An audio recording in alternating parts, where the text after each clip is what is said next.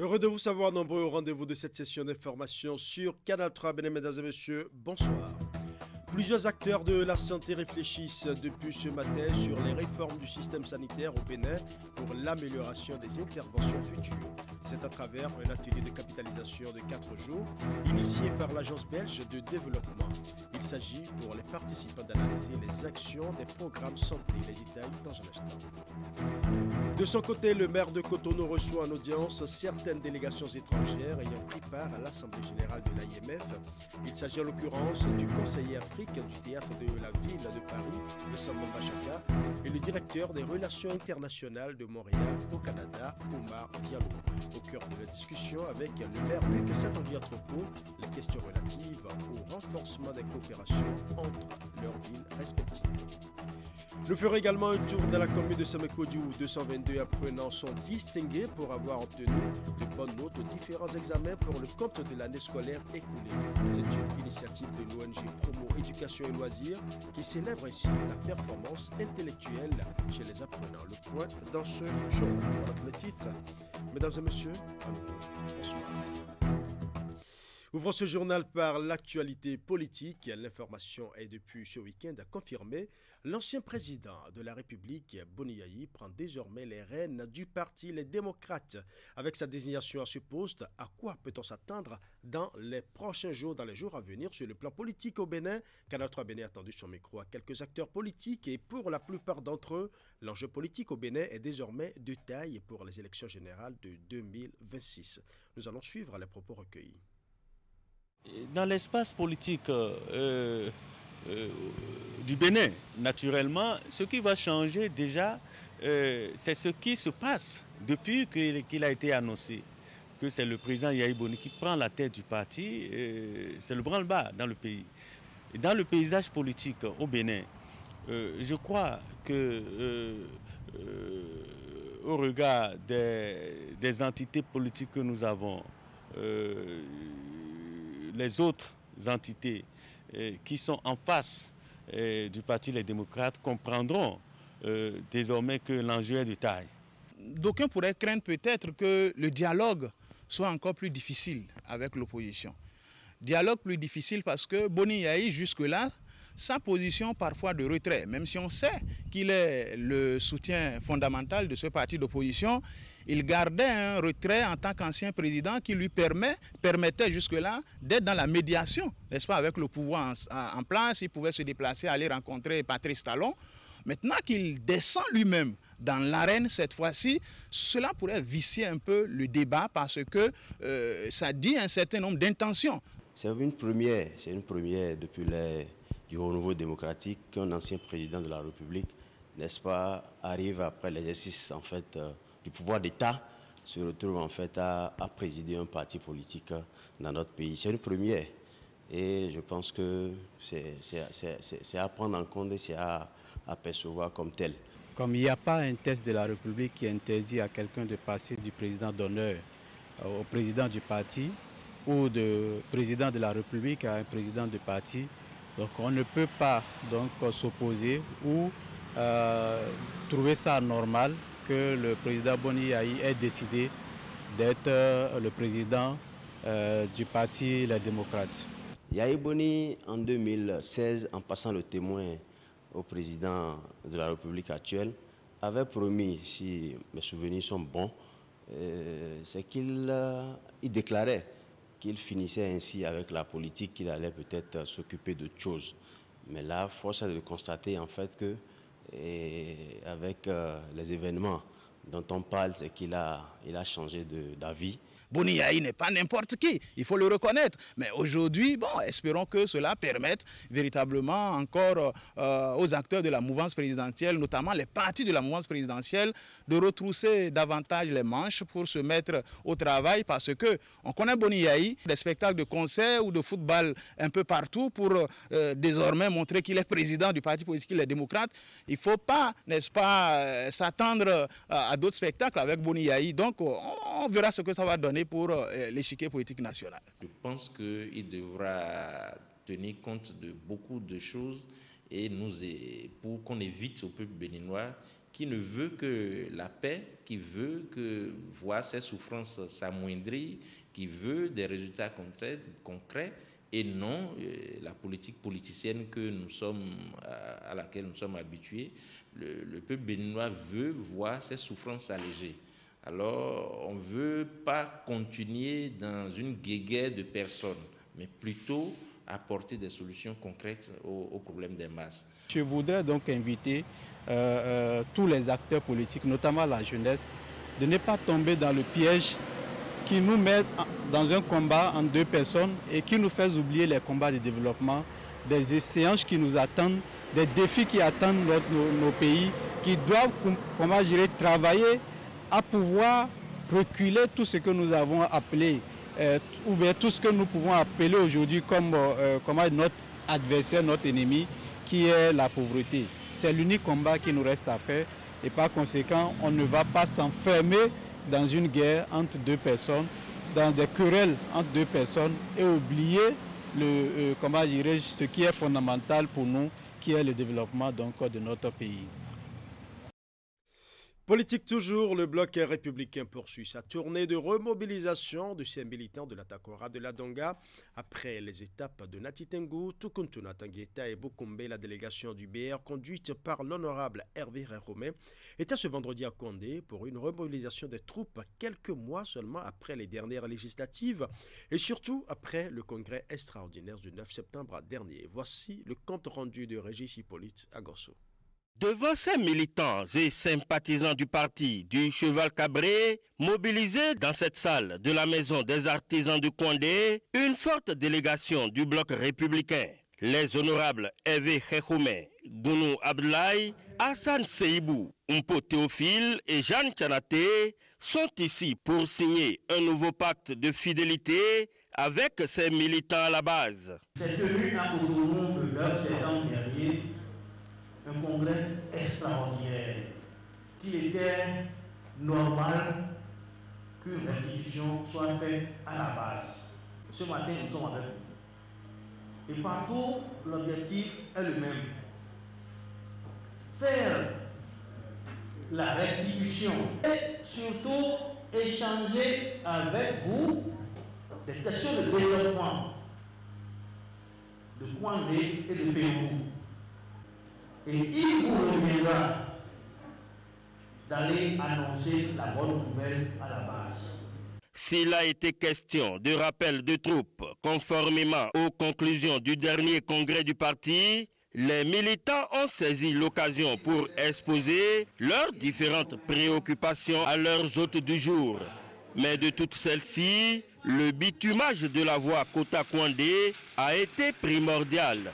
Notre zone, la zone des décapés, est confrontée à d'énormes difficultés, à savoir la réalisation de nos routes, surtout le bitumage des axes Djogo, Peonko, Kero, Banikwara et la route Kota-Kouandé. Des préoccupations auxquelles l'honorable Hervé Réhomé, ex-ministre des Transports, a tenté d'apporter des réponses. En tant que député, la connaissance des choses que j'ai l'obligation de vous les mettre à disposition pour que vous puissiez porter la bonne nouvelle aux populations.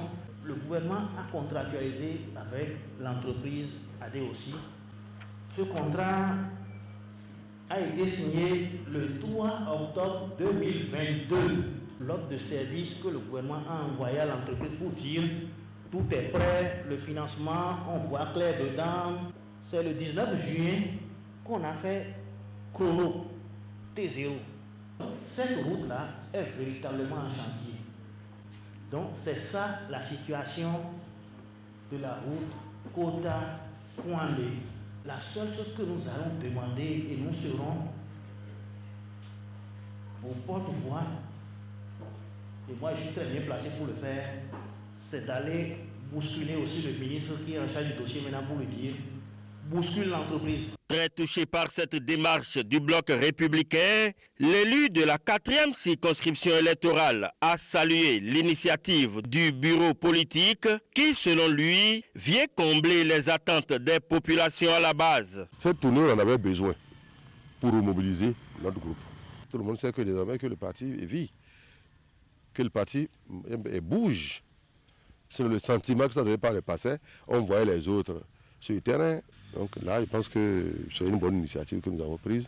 Et je pense que chaque année, il faut se donner les moyens de descendre sur le terrain au moins une fois là. Avec cette tournée de remobilisation initiée par le bloc républicain, les militants de Kouandé se sentent moins frustrés et désormais plus impliqués dans la gestion de leur parti pour des résultats plus tangibles sur le terrain. Actualité politique oblige, nous revenons sur le parti Les Blocs Républicains avec cette information qui a été confirmée dans le week-end. Le président Boni Yayi, autrefois président d'honneur du parti Les Démocrates, qui subitement devient président du parti Les Démocrates. Nous sommes avec Joël Ataï-Guédégbé, il est analyste. Bonsoir. Bonsoir M. Gaba, bonsoir à vos téléspectateurs. Est-ce que vous vous attendiez à cette information, à ce revirement de président d'honneur à président du parti politique? Non, en toute honnêteté, non. On croyait que c'était effectivement un congrès qui parlerait d'élections, d'enjeux électoraux, mais pas... non, pas ça. On sent que vous êtes vraiment surpris. Et vous, en tant qu'analyste politique, que vous inspire ce repositionnement, quitter la position de président d'honneur d'un parti politique, le parti de l'opposition qui aujourd'hui se positionne comme chef de file de l'opposition et se retrouver directement en tant que président du parti politique, en tant qu'analyste politique, que vous inspire ce positionnement? Non, il indique un positionnement plus combatif. Ça indique de toute façon que le président Yayi Boni demande à descendre dans l'arène ou qu'on lui a demandé de bien vouloir se mouiller davantage pour son équipe, pour ne pas dire son parti. Si son parti le considère comme son meilleur trophée, son plus grand champion, oui, ils auraient tort de le laisser sur la touche. Et surtout si lui, il estime qu'il a encore de beaux restes. Et bon, attendons de voir. Nous, on n'est que spectateurs, n'est-ce pas? En tant qu'analyste, que vous pensez que la mouvance présidentielle a à craindre? Oui et non. Peut-être que ça va faciliter la tâche à la mouvance présidentielle. Au fond, ce qu'on peut craindre, c'est une plus grande cristallisation à travers les personnes du président en fonction et de M. Boni Yayi en tant que président sortant. Forcément, on aura tendance à opposer directement les personnes et non les partis, et encore moins les idées portées par les partis de chaque camp. Il faut craindre cristallisation, une plus grande polarisation de la vie politique. Si cela se fait sur la base d'idées, de programmes qui permettent d'identifier distinctement les uns et les autres ceux dont ils sont porteurs, ce serait un progrès pour la vie politique du pays. Mais si ce n'est pas le cas, si c'est les combats de personnes, si c'est les invectives, jusqu'aux injures, et j'en passe, enfin, je vous fais fi du catalogue. Et donc, si c'est ça, nous aurions régressé. Ouais. Donc, tout dépend des acteurs, de leur capacité à élever le niveau du jeu. Pour que l'enjeu des élections, où chacun est libre de se présenter, tant qu'il remplit les conditions, donc pour que cet enjeu ne prennent pas le dessus sur le jeu politique. Merci à vous, Joël Ataï-Guédégbé. Merci pour ces précisions. Je rappelle que vous êtes analyste politique. Pour l'instant, vous parlez beaucoup plus, vous craignez beaucoup plus une plus forte cristallisation de la vie politique au Bénin. Merci d'être passé. Ça, c'est l'aspect négatif, hein, mais l'aspect positif pourrait être une clarification, tout simplement. Voilà. Voilà. Merci à vous d'être passé sur ce plateau. Restez avec nous pour la suite du journal. Et bien, chers amis téléspectateurs, ouverture ce lundi de l'atelier de capitalisation des initiatives de passerie et équité de l'Agence belge de développement Enabel. Organisée du 16 au 19 octobre 2023, l'initiative a mobilisé les acteurs à divers niveaux du système sanitaire. Il s'agit pour les participants d'analyser les actions des programmes santé de Enabel en appui aux réformes du système sanitaire du Bénin. C'est la faute à Patrice Talon. C'est notre pays qui est capable de dire sans honte, sans gêne. Du système sanitaire, ces acteurs sont conviés à un exercice de réflexion et d'analyse profonde des actions innovantes des programmes passeries et équité de l'Agence belge de développement Enabel. Ceci en appui aux réformes sanitaires en cours au Bénin. Animée par le docteur Chakom Namboni, c'est cette conférence inaugurale qui ouvre le bal des activités. Elle porte sur la contribution des programmes santé à la mise en œuvre des réformes et priorités du secteur qu'elle place pour l'apprentissage. Il s'agira pour nous d'identifier les forces, mais aussi les faiblesses de nos initiatives et de nos expériences. Il s'agit également d'apprendre, donc de dégager des leçons et de voir les racines sur lesquelles nous pouvons construire l'avenir. Fruit de la coopération bénino-belge, Passeris et Équité couvrent les départements de l'Atlantique, du Koufo et des Collines. 2 programmes majeurs qui s'alignent sur les priorités du programme d'action du gouvernement béninois. De ce partenariat sont nés plusieurs projets dont quelques-uns sont dressés ici par le représentant résident d'Enabel. L'offre des soins obstétricaux et néonatales d'urgence, SONU, et de la planification familiale a ainsi connu une amélioration substantielle avec des résultats encourageants dans les zones d'intervention. La formation initiale des ressources humaines a également fait l'objet d'une attention particulière avec l'appui aux écoles de formation d'infirmiers et de sages-femmes, notamment la création de 4 masters spécialisés accompagnés par l'octroi de plusieurs dizaines de bourses aux apprenants. Dans le domaine de la santé sexuelle, des adolescents et jeunes des départements de l'Atlantique et du COFO ont pu bénéficier d'espaces dédiés pour des services socio-éducatifs et cliniques répondant à leurs besoins en toute confidentialité. Ces interventions ont permis d'améliorer de façon sensible les indicateurs de santé, comme vous le verrez au cours de ces 4 jours, dans les zones sanitaires de couverture, notamment la hausse de la prévalence contraceptive, la baisse des grossesses en milieu scolaire, l'augmentation des accouchements assistés par le personnel qualifié, la gestion des plaintes des usagers et l'amélioration de la qualité des soins. L'agenda de cet atelier de capitalisation des initiatives du Passeris et Équité, organisé du 16 au 19 octobre 2023, est assez fourni. Un carrefour de réflexion et d'analyse profonde dont le but est de pérenniser les actions d'Enabel au Bénin, mais surtout améliorer les interventions futures. Alors, à présent, à la mairie de Cotonou, le maire Luc Satonji-Atropo a reçu en audience certaines délégations étrangères ayant pris part à l'Assemblée générale de l'AIMF. Il s'agit en l'occurrence du conseiller Afrique du théâtre de la ville de Paris, Vincent Mambachaka, et le directeur des relations internationales de Montréal au Canada, Omar Diallo. Au menu des échanges, les questions relatives au renforcement des coopérations entre leurs villes respectives. Nous allons suivre. D'une manière générale, je suis venu rencontrer d'abord le maire pour le remercier, le féliciter aussi d'avoir accueilli l'Assemblée générale de l'AIMF.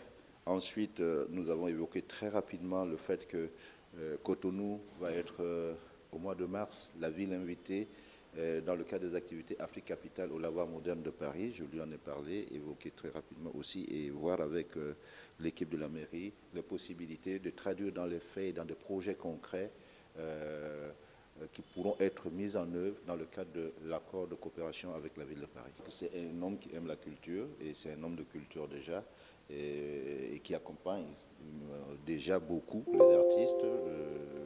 Moi j'ai entendu parler du maire de Cotonou avant d'être ici, de la place qu'il apportait à la culture. Nous avons discuté de pistes de collaboration entre, bien entendu, Montréal et Cotonou. Donc, il y a des échanges qui se poursuivent, en fait, qui se tiennent depuis des années déjà, donc, y compris au niveau de nos services. Alors, nous avons discuté de cela. Nous avons également discuté de sujets qui sont extrêmement importants en ce moment, notamment les questions de transition écologique, les questions d'adaptation qui sont importantes également, avec la montée des eaux, le réchauffement climatique. Rentrée judiciaire de la Cour d'appel de Parakou mardi dernier, c'est à travers une audience solennelle qui a enregistré la présence effective des responsables de la police républicaine, des leaders religieux et bien évidemment des membres du corps des magistrats. Cette rentrée judiciaire marque le démarrage des activités de la Cour d'appel au titre de l'année 2023-2024. Voici le compte rendu de Fidélia Biaou. Justice et conflits fonciers, application de la loi. C'est le thème de l'année judiciaire 2023-2024 qui vient de s'ouvrir à la Cour d'appel de Parakou. C'est à travers une audience solennelle qui a eu lieu ce mardi. Elle a réuni les acteurs de la justice, les tribunaux sous le ressort de la Cour d'appel de Parakou. La rentrée judiciaire a également servi de canal d'échange entre les acteurs et pour le bilan de l'année antérieure. La loi numéro 2001-37 du 27 août 2002 portant organisation judiciaire en République du Bénin, telle que modifiée par les lois successives, dispose en son article 18, alinéa 1er, ce qui suit. La rentrée judiciaire est marquée par une cérémonie solennelle au niveau de chaque cour d'appel. Monsieur le Premier Président, c'est donc pour sacrifier à cette exigence que vous avez convié ici, femmes et hommes, pour se voir expliquer le sort que la justice, sous l'application stricte de la loi, réservera aux conflits fonciers qu'ils engageront sous l'égide de la balance et du glaive. Le président de la Cour d'appel de Parakou s'est fixé des objectifs nobles pour cette nouvelle année, notamment celui de traiter tous les dossiers liés aux conflits fonciers. Occasion pour lui de rendre hommage aux magistrats honoraires et les feux acteurs de la justice au Bénin. J'ai une pieuse pensée pour ceux d'entre eux qui ne sont plus avec nous. Je veux citer Feu Corvis Sévérin, premier président de cette cour à sa création, et Feu Pascal Daquin. Ces sommités de la justice béninoise qui nous ont quittés, le personnel de la cour ne les oubliera jamais. La Cour vise une performance instance zéro dossier sur le foncier. Elle prend aussi l'engagement d'œuvrer pour une année judiciaire de paix et de grandes réalisations. Dans la commune de Samekodji, cela fait bientôt 20 ans que chaque année, l'ONG Promo Éducation et Loisirs célèbre la performance intellectuelle des apprenants qui se distinguent aux différents examens nationaux. Cette cérémonie de célébration de l'excellence a connu sa 18e édition samedi dernier avec 222 apprenants distingués. Nous allons suivre. Une fois de plus, Gabin Idoou de l'ONG Promo Éducation et Loisirs a honoré son rendez-vous de célébration de l'excellence dans la commune de Samekodji. Cette fois-ci, ce sont 22 apprenants meilleurs au CEP, au BEPC et au BAC qui ont été primés. Cette cérémonie est doublée de la remise de prix à 200 autres apprenants qui ont excellé lors des Jeux concours nationaux de culture générale. Poste téléviseur écran plasma, ordinateur portatif, kits scolaires, enveloppes financières, matelas et des bons de colonies de vacances à Accra sont entre autres les récompenses attribuées à ces lauréats. Il faut accompagner les enfants véritables. Il faut accompagner les enfants qui... Bonjour à tous. Boni Yayi est désormais président du parti Les Démocrates. C'est la plus grande information politique du week-end. Votre émission matinale consacrera une grande partie de ce numéro de ce lundi matin. D'abord avec la une des journaux, les quotidiens reviennent pour une large part sur les événements qui ont conduit au retour officiel aux affaires politiques de l'ancien président de la République.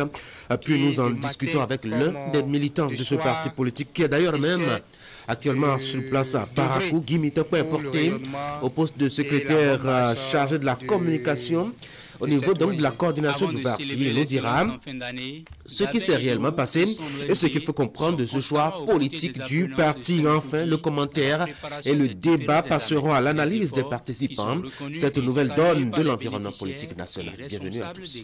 Merci au président de l'ONG Promo Éducation et Loisirs, Gabin Idoou, qui se bat, se débat et se rebat. Et voici le premier rendez-vous de votre matinale Actu Matin. On va commencer avec la une des journaux. Fraternité déjà là ce matin dans nos murs. Présidence du parti Les Démocrates. Yayi, la tour de contrôle de l'opposition. Alternance au pouvoir, les engagements du nouveau président du parti Les Démocrates. La distribution des kits scolaires aux enfants démunis et orphelins. Le fait d'encourager les lauréats, je peux même dire que l'organisation de ces examens blancs permet aux enfants de se jauger pour voir ce qu'ils pourront faire véritablement à l'examen. Et c'est ça qui leur permet de corriger le tir et à la fin d'année, tous ceux-là qui passent par cette ONG réussissent à leurs examens. En plus des apprenants, plusieurs établissements de la commune de Sémékoudji ont été distingués. Les meilleurs ont reçu le prix d'établissement travailleur. Une manière pour Gabin Idoou et son ONG de susciter également l'émulation au sein de ces établissements qui ont la lourde charge de former les apprenants. Et de son côté, la Fondation Ouragan Hundeladji procède à la remise de kits scolaires aux élèves des écoles primaires publiques à Krogboué et mixtes Rouloussin. À travers ce geste, Émile Hundeladji entend contribuer à l'éducation scolaire des enfants. Retour ici sur la cérémonie de remise des kits scolaires. Accueillis en liesse par les apprenants des écoles primaires publiques d'Arogboué et de Mist Loussin, les membres de la Fondation Ouragan Hundeladji sont porteurs en ces lieux d'un bon message. Témoigner leur solidarité aussi bien à ces écoliers car leurs parents, l'essentiel de leur gentillesse, comportent des kits scolaires pour l'année en cours. Notre action se justifie par le fait que cette année spécialement, beaucoup de parents d'élèves ont connu des difficultés pour se procurer les fournitures scolaires de leur progéniture.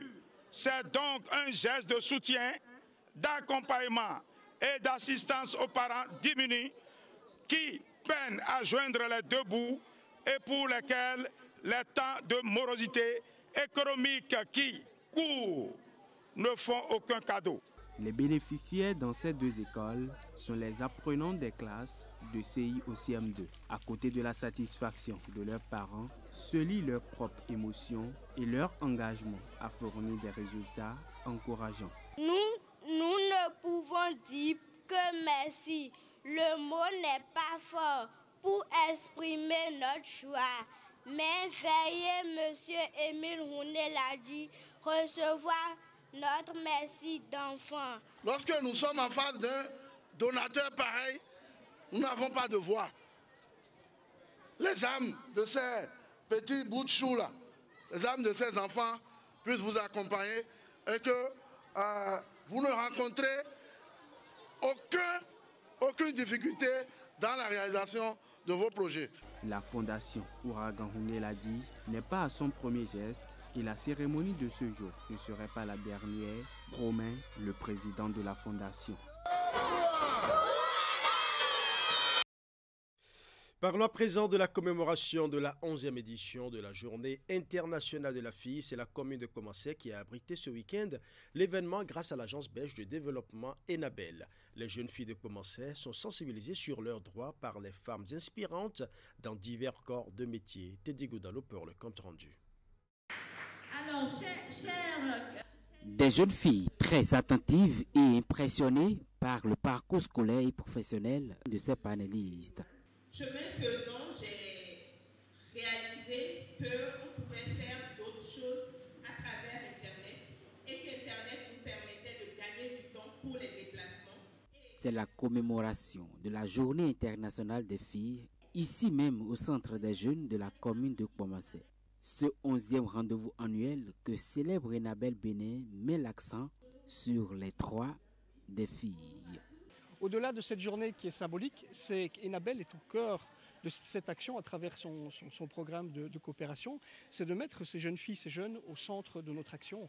Parce qu'on sait que c'est l'avenir, il y a une force, on l'a vu avec tout ce déroulement aujourd'hui, c'est une force qui nous encourage à continuer. On a aussi vu des résultats concrètement depuis plusieurs années, ce qu'on a pu faire en termes de formation et autres. Donc voilà, c'est rappeler que notre engagement est fort. Plusieurs femmes de profils divers ont tour à tour sensibilisé ces jeunes filles. Elles proviennent des secteurs agricoles, de la santé, du numérique, des forces armées et bien d'autres. C'est le moment pour la directrice départementale des enseignements secondaires techniques et de la formation professionnelle d'encourager ces adolescentes dans leur choix de métier. Les lycées techniques sont là. Les centres de formation professionnelle sont là et vous pouvez déjà commencer par vous y intéresser. Tout ce qu'on vous demande, chers enfants, tout ce qu'on vous demande, c'est de sortir de l'ornière, c'est de vous faire une image, c'est de montrer que la fille, la femme aussi peut beaucoup de choses. En plus de la Journée internationale des droits des femmes, on doit aussi porter une attention particulière aux filles qui souvent font encore face à des discriminations, des inégalités dans leur parcours au niveau de l'enfance, au niveau de la jeunesse, au niveau du début de la vie professionnelle active, tant au niveau de l'éducation que de la formation, mais parfois aussi au niveau des familles. On sait encore toutes les problématiques qu'il existe, voilà, que ce soit les violences basées sur le genre, que ce soit d'autres discriminations, elles font face à beaucoup d'obstacles et je pense que c'est important de les accompagner, de montrer tous les outils qui existent pour leur permettre de réaliser leurs ambitions et de leur donner toutes les clés pour avoir une vie épanouie. Des moments de distraction ont également meublé cette rencontre de Enabel Béné avec ces jeunes filles de Kwamassé. Des stands sont érigés à l'occasion pour permettre aux filles de mieux connaître leurs droits. Voilà, ce sera tout pour ce journal que je vous remercie d'avoir suivi. Tout le plaisir était pour moi de rester en votre compagnie. Bonne soirée chez vous.